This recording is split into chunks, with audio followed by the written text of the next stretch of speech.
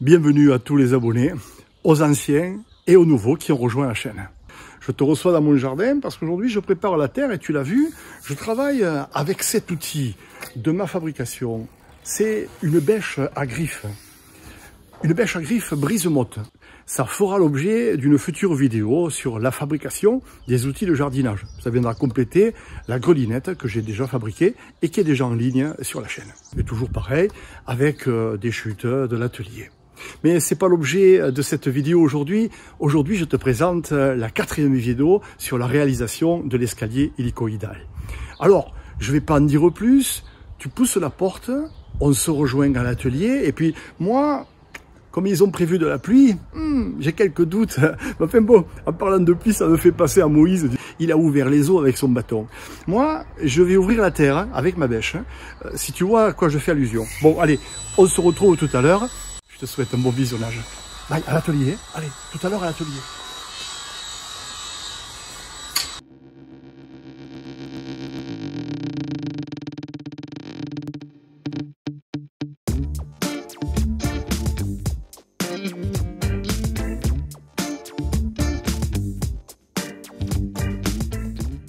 Un petit coup de balai, c'est bien mieux pour travailler dans un atelier propre. J'ai remis les lèvres donc, de la toupie, j'ai remis l'atelier en place, ça m'a pris quelques minutes. Et de vous à moi, je crois que le jeune pour le balayage, je vais le garder. Ouais, je crois que je vais le garder. J'ai commencé par percer la première marche avec un petit fourré pour pouvoir retrouver mon axe de perçage sur l'autre face et aligner parfaitement la mèche en 40 mm sur le trou débouchant et du fait n'avoir aucun éclat au débouchage. Au final, j'ai compris que ça allait me prendre beaucoup de temps. Alors, j'ai revu ma façon de faire.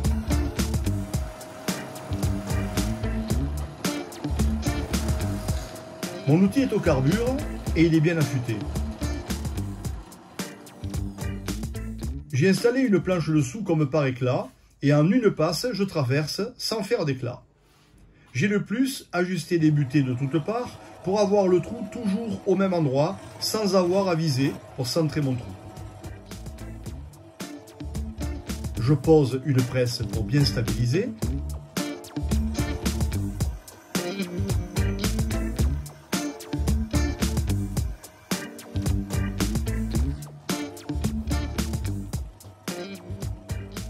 Et voilà, en une passe, je traverse et c'est net sur les deux faces.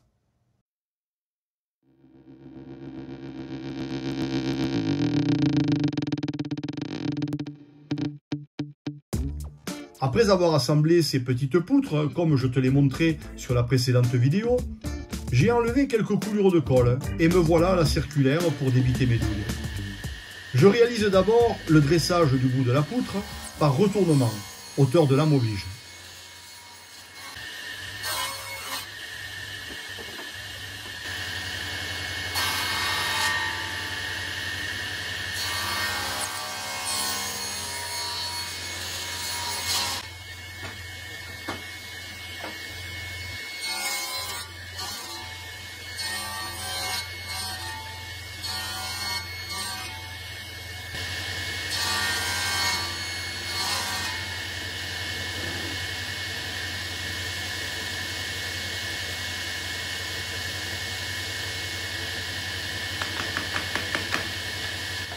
Et après avoir réglé le guide, que j'utilise comme une butée, je m'appuie dessus pour avoir des douilles de dimensions parfaitement identiques. Dans ce cas par exemple, un capot de protection ou d'aspiration sur la lame me gênerait pour accompagner la douille en sortie de coupe. Ce qui est important dans ce cas, c'est d'avoir une bonne aspiration et un couteau diviseur bien réglé. Lorsque je pousse la douille, je la pousse bien au-delà de la lame et j'exerce une légère pression sur le guide pour éviter que la douille ne soit pincée entre la lame et le guide et ne soit éjectée.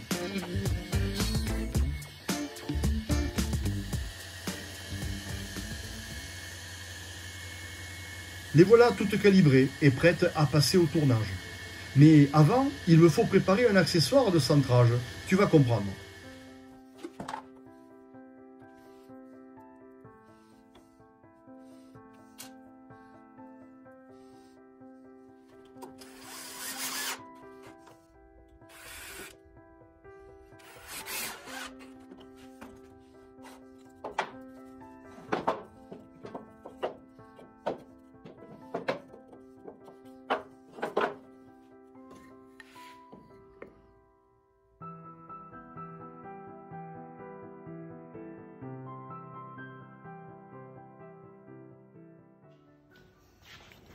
Voilà, pour éviter d'abîmer mon outil sur le tour, je vais prédécouper mon centreur parce que l'aggloméré est très abrasif.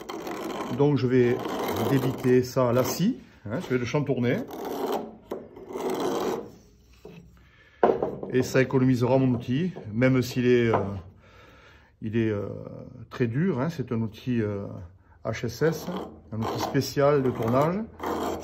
Je préfère économiser mon outillage.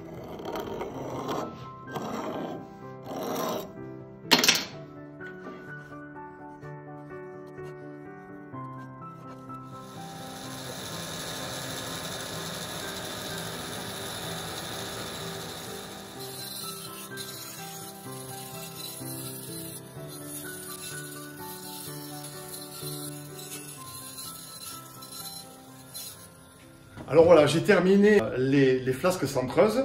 Évidemment, elles servent à quoi? Elles servent à retrouver un appui pour la poupée fixe et la poupée mobile du tour. Et j'ai rendu ces petites pièces-là coniques pour éviter d'avoir à nettoyer l'axe, parce qu'il y a des petites échardes, hein, qui sont restées dans l'usinage. Donc voilà, je vais retrouver donc 2 appuis et je vais rendre solidaire à cette flasque de ma future douille, pour éviter que au tournage, je n'arrache ce petit carrelet de centrage. Voilà, c'est ce que je vais faire maintenant. Je vais te présenter le tour qui est juste derrière toi et on passe à la manœuvre du tournage. Nous voilà sur le tour. Alors ce tour, c'est un tour de la marque Bezombe. Il y a plus de 30 ans que j'ai acheté ce tour et je l'ai racheté à 3 frères qui étaient du côté de Thuir et ils avaient tous 3 garçons. Pas un seul n'a repris la boîte. Quel dommage. Ils avaient une très très belle entreprise. Et je me souviens, un des 3 frères me disait, il y a plus de 30 ans donc, il me disait, toi petit, tu as le feu sacré, ça se sent. Et il voulait pas me le donner, mais presque. Il a fallu que je le retienne, vous savez. Il me l'a vendu à un très bon prix. C'est une machine qui est très solide, car c'est carrément incassable. Alors, je ne vais pas vous faire la démonstration de comment ça fonctionne. Bon, simplement ici, une poupée fixe, c'est la poupée d'entraînement. Ici, il y a un outil qui est à profil constant, qui est monté sur une tête hydraulique. Et ici, c'est la poupée mobile qui se déplace sur le banc du tour, avec une avance électrique. C'est entre guillemets assez facile à travailler sur un tour comme ça. Vous avez vu, on a préparé les centreurs, et bien maintenant, on va installer tout ça là-dessus, et on va tourner l'ensemble des bobines.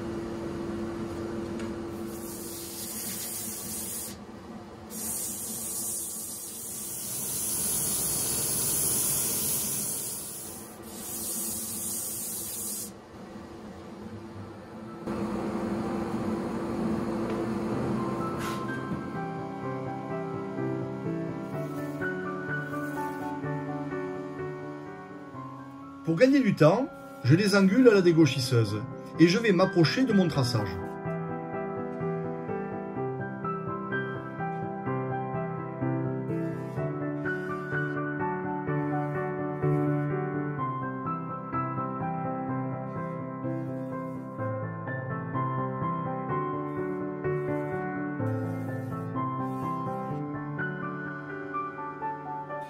Je dégrossis ainsi les 2 poteaux d'arrivée sur les futurs paliers.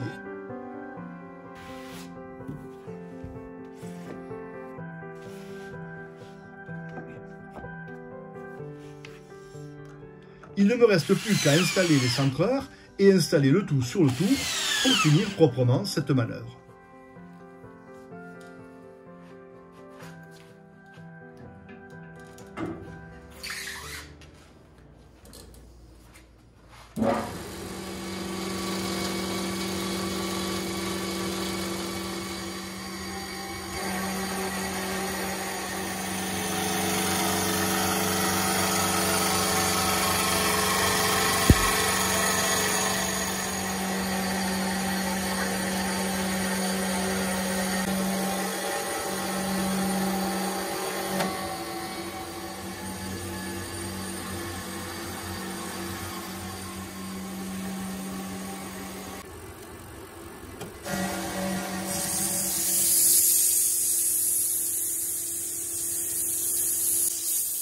Je réalise le ponçage lors de la dernière passe et comme tu peux le voir, je suis l'outil par derrière. Je ne repasse pas l'outil après ponçage, car j'ai au ponçage déposé des particules abrasives qui désaffûteraient mon outil de coupe.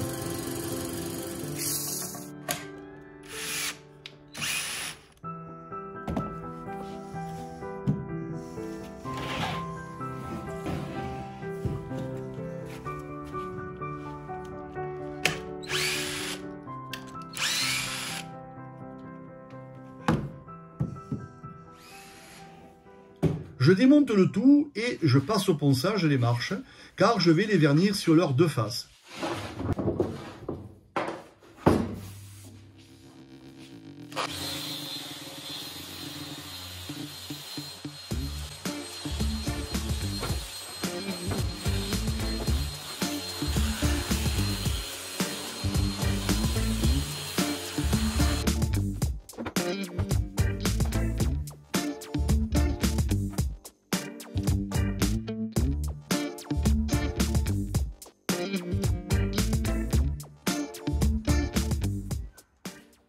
Et ça prend beaucoup de place à l'horizontale.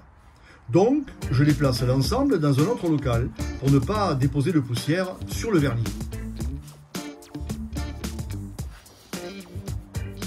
Le vernis que j'utilise est un aquaréthane avec catalyseur pour parquet solventé à l'eau. Il est très résistant à l'abrasion.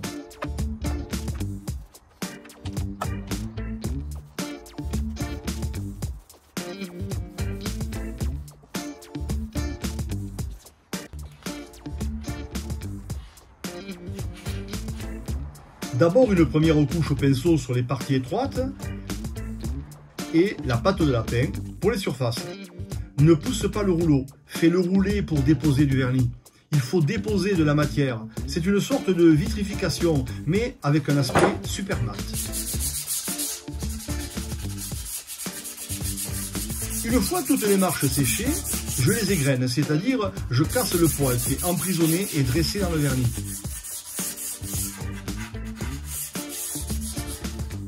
Je fais ça avec un papier grain 120 et je le fais toujours dans le sens du fil. Et lorsque j'utilise la ponceuse, je la règle en position orbitale et toujours papier grain 120.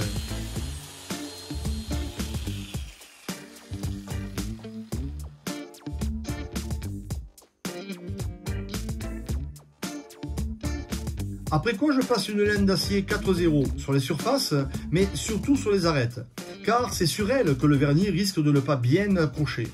Il faut augmenter l'accroche grâce aux micro-rayures du papier, mais aussi de la laine d'acier.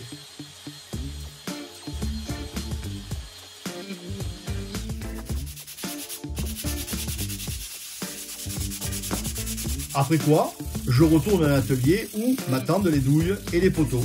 Et là, je recommence la même manœuvre.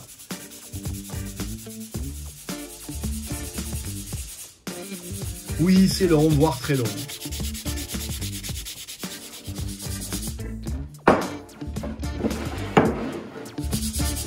Tu as le temps de penser à énormément de choses dans ces moments-là, tu peux me croire.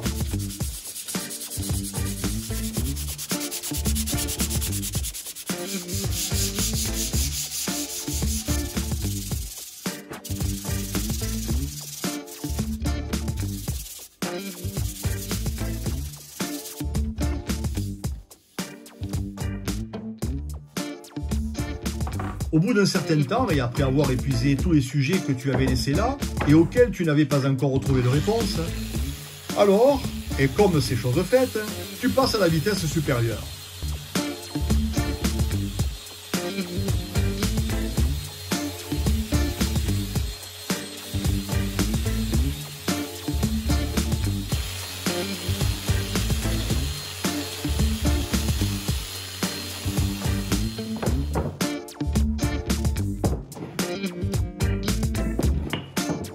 Et comme tu peux le voir, je m'organise pour gagner du temps. Maintenant, ça y est, tu es convaincu? Oui, c'est très long, très long le post-finition.